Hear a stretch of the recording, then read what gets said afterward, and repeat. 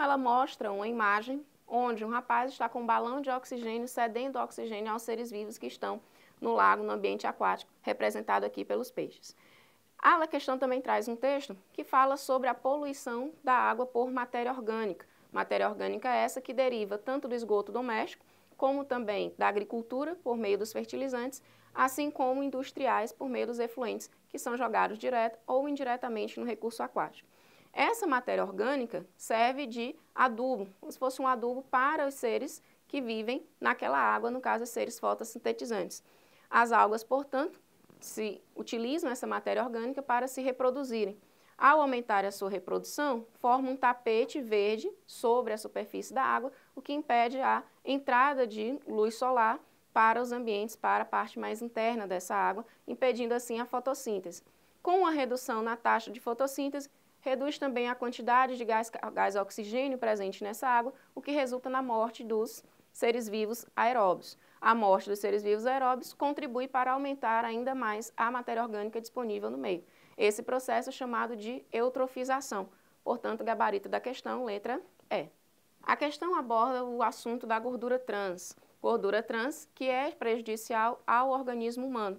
Por isso, países dos Estados Unidos, assim como alguns países da Europa, reduziram ou proibiram o uso da gordura trans em produtos industrializados. Nos Estados Unidos foi totalmente proibido. Alguns países da Europa chegaram a diminuir tanto o índice de gordura trans nos alimentos industrializados, tanto que alguns já nem colocam mais. No Brasil, não é proibido, mas o uso dessa gordura trans nos produtos é bastante restrito, o índice tem que ser muito baixo.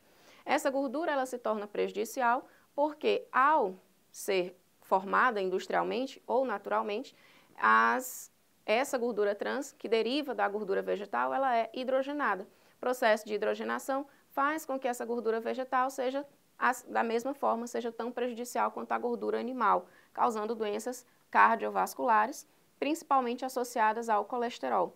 Esse colesterol, devido à gordura trans, aumenta o índice do colesterol ruim, o LDL, ele se adere às paredes das artérias, reduzindo, portanto, a elasticidade, diminuindo o transporte de gases, diminuindo o transporte de sangue. Então, essa rigidez da artéria pode levar a um infarto do miocárdio, por exemplo. Assim, a gordura trans, ela se torna extremamente prejudicial à saúde humana, o que deixa como gabarito da questão a letra B. Uma questão que vai diferenciar o lixão do aterro sanitário. Algumas características do lixão tornam um meio não ideal para destino do lixo.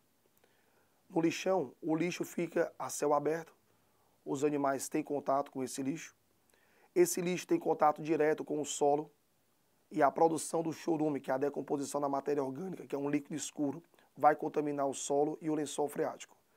No aterro sanitário, esse lixo ele é compactado em uma camada de material inerte, como por exemplo a areia colocada sobre ele, dificultando o acesso dos animais.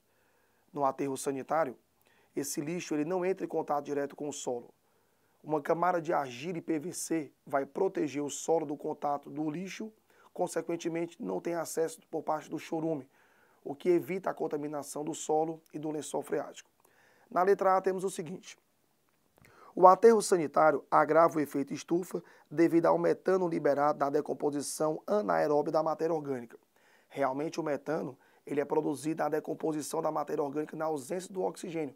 Só que esse metano não é liberado, esse metano é queimado, ou seja, transformando-se em CO2.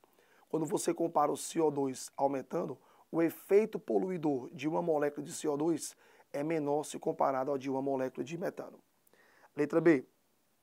O lixão agrava o buraco na camada de ozônio devido ao CO2 emitido na decomposição aeróbia de matéria orgânica. Quando você trabalha o lixão, observe que você tem uma alta produção de metano. E o metano é o responsável em estar promovendo esse processo de efeito estufa com maior gravidade. De modo que você tem a produção do metano por meio da decomposição anaeróbia. Letra C. O aterro sanitário polui o lençol freático. Falso. No aterro sanitário, lembrar que você tem uma camada que vai impermeabilizar o solo, feita de argila e PVC. Letra D. O lixão polui o lençol freático com metais que formam sais solúveis e são arrastados para as reservas subterrâneas durante as chuvas. A contaminação por parte do lixão tanto ocorre por presença de metais, já que você não tem um meio seletivo, então muitos metais são colocados em contato com o solo, e também pela questão do chorume. Então, letra D correta. Letra E. O aterro sanitário polui o solo com metais pesados. Isso é falso, porque eu tenho uma camada que impermeabiliza. Gabarito, letra D. A questão cita dois textos, onde no primeiro temos a importância da produção do hidróxido de sódio e do gás cloro. E ele cita algumas potencialidades dessas duas substâncias, como a produção de corantes, produção de sabão. Quando você trabalha o texto 2, eu tenho a produção dessas duas substâncias por meio da eletrólise, juntamente com a incorporação da amálgama, que é uma liga metálica contendo mercúrio. No comando da questão temos o seguinte: considerando as ideias apresentadas nos textos e que a exposição a níveis elevados de mercúrio pode afetar o cérebro, o coração, os rins, os pulmões e o sistema imune dos seres humanos que consomem peixes contaminados com mercúrio, deve-se. Primeiro, durante o processo de produção do hidróxido de sódio e do gás cloro, o que fazemos é a eletrólise aquosa do cloreto de sódio.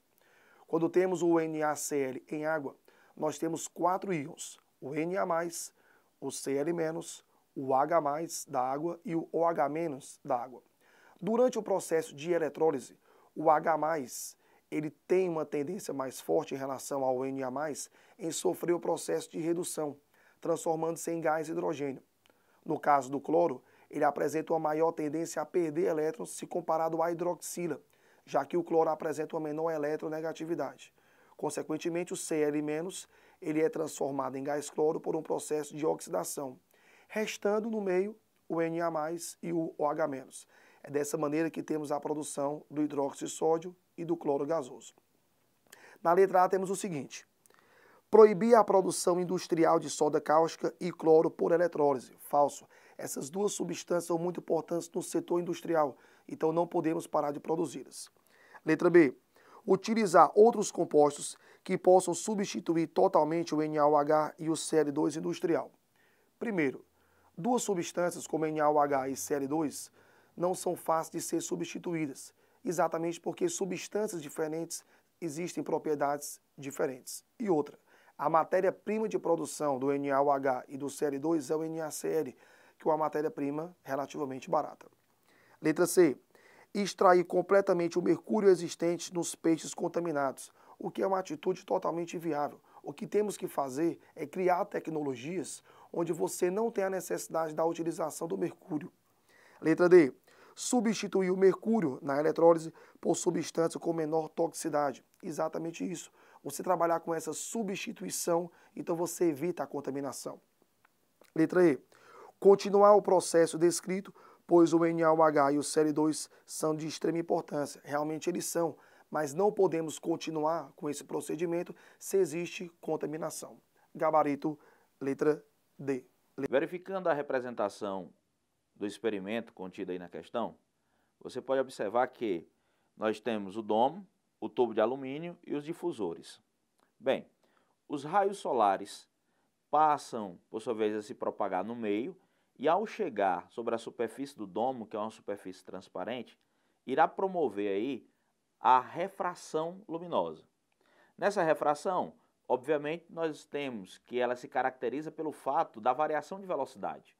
Então, a luz, ao passar pelo interior do domo, sofre essa variação de velocidade, chegando ao interior do tubo, no caso, o tubo de alumínio. No tubo, nós teremos múltiplas reflexões nas paredes do tubo, assim também como ocorrerá reflexões nos difusores. Esse conjunto de fenômenos ópticos podem ser muito bem observados na alternativa que está descrita pela letra E da nossa questão. Podemos observar que a questão se trata exatamente de um nível sonoro, cuja intensidade chega a 120 decibéis a uma distância de 40 metros. Aí ele quer que venhamos a determinar qual a intensidade sonora. Bem, chegando a esse nível de som de 120 decibéis, nós podemos calcular aqui que o nível sonoro a 120 igual a 10 vezes log de I sobre 10 elevado a menos 12, que é exatamente nosso nível de referência, passará, no entanto, a ser igual a 10, ou, no entanto, vamos ter aqui 10 elevado a 12, sendo igual a I sobre o índice de referência, que vem a ser 10 a menos 12. Daqui, ao multiplicarmos o meio pelos extremos, teremos uma intensidade de 1 watt por metro quadrado. De posse da intensidade, vamos agora verificar qual vai ser essa potência. A potência nós temos como produto da intensidade vezes a área. Então, obtemos uma intensidade de 1 watt por metro quadrado, e aí vamos obter uma área. A área passará a ser 4 vezes π multiplicado pelo quadrado do raio, no caso é 40. Essa área, fazendo aí as devidas relações matemáticas, nós teremos ela o valor de 6.400 π por metro quadrado. Então, aí, o valor da nossa área. Essa área, sendo aí substituído o valor correspondente, né, dentro da expressão 6.400 π, chegamos a uma potência de 6.400 π vezes o watt. Fazendo a substituição do π por 3,14, vamos obter aí um valor aproximado de 20.106 watts. Com esse valor, podemos observar entre as alternativas que o valor mais próximo, uma vez que o valor de π substituído é aproximado, temos aí a alternativa da letra A.